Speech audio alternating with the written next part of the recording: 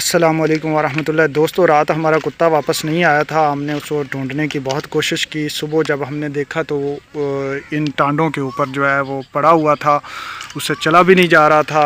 तो देखा तो उसको कुत्ते काट गए थे, काफ़ी ज़्यादा ज़ख्मी हो गया था। तो उसके बाद फ़ौरन मेरे पास ये डिक्लोर फेनिक्सोडियम या डिक्लोरान जो इंसानों को लगाने वाला टीका पड़ा था। मैंने ये एक लगाया, जिसके बाद उसकी दर्द तो कम होगी और साथ ही जो है उसके ज़ख्मों के ऊपर पायोडीन का सलूशन लगाने के बाद पट्टी बांध दी। लेकिन पट्टी उसने अब उतार दी है, चूँकि कुत्ते जो हैं उनके पट्टियों को जो है वो इतना ज़्यादा अच्छा नहीं समझते, शायद इस वजह से उसने पट्टी उतार दी है। तो अब मैं बाज़ार गया हूँ और बाज़ार से ये जो है CT स्प्रे लेके आया हूँ। ये आई थिंक सो कि वही है जिसको पिंकी स्प्रे भी कहते हैं। उसकी थोड़ी अल्टरनेट फॉर्म है, किसी और कंपनी का है।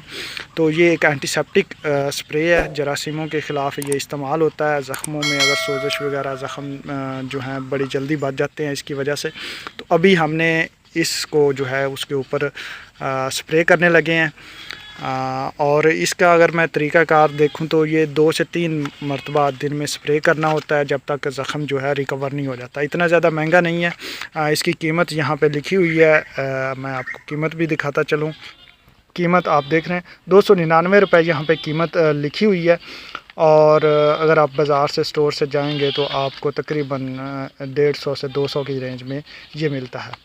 अब ये डिक्लोफेनेक्सोडियम या डिक्लोरान जो है ये इंसानों वाला टीका था। अब मैं जो है वेटरनरी स्टोर से ये लेके आया हूँ डिक्लोफेनेक्सोडियम, चूँकि ये इसका असर जो है वो तकरीबन 12 घंटे रहेगा, फिर इसको दर्द शुरू होगी।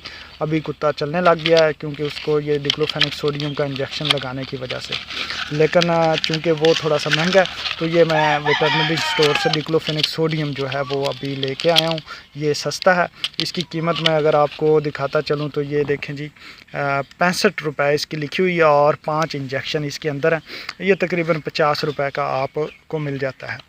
तो दोस्तों, उम्मीद करते हैं कि इससे हमारा जो कुत्ता है वो 3-4 दिनों में उसके ज़ख़म ठीक हो जाएंगे। फ़िलहाल तो उसकी बड़ी हालत ख़राब है, लेकिन ये स्प्रे काफ़ी अच्छा है और इससे जो है उम्मीद करते हैं कि उसका ज़ख़म ठीक हो जाएगा। इसके साथ मैंने कुछ उसको एंटीबायोटिक्स भी दिए हैं, स्ट्रेप्टोमाइसिन के इंजेक्शन भी लगाया। उसको मैं रिपीट करूँगा 2-3 दिन, ताकि उसके जो इंटरनल जर्म्स हैं वो इंटरनली जो इन्फेक्शन है वो भी फैल ना पाए।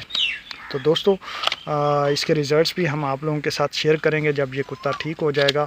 दूसरी चीज़ जो होती है इन ज़ख्मों को जो है वो मक्खी से बचाना है, चूँकि मक्खी अगर बैठ जाए तो फिर वहाँ पे कीड़े पड़ जाते हैं।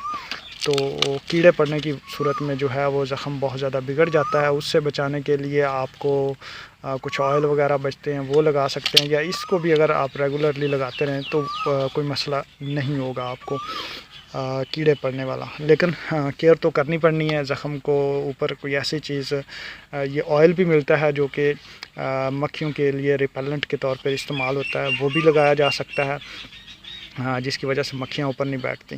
तो इस कुत्ते की हम अच्छी तरह से केयर करेंगे क्योंकि ये हमारे लिए बहुत इम्पॉर्टेंट है।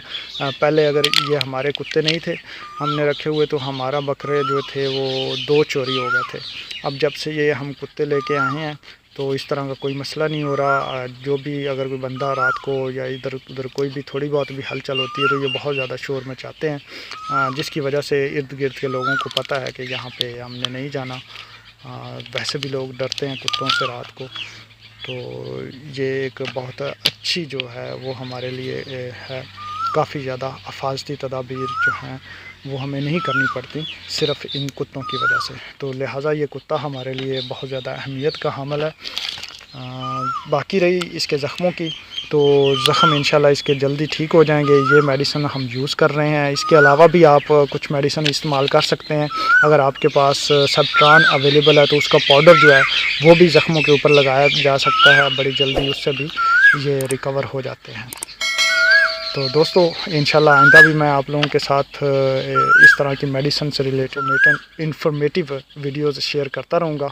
मिलते हैं अगली वीडियो में, तब तक अल्लाह हाफ़िज़।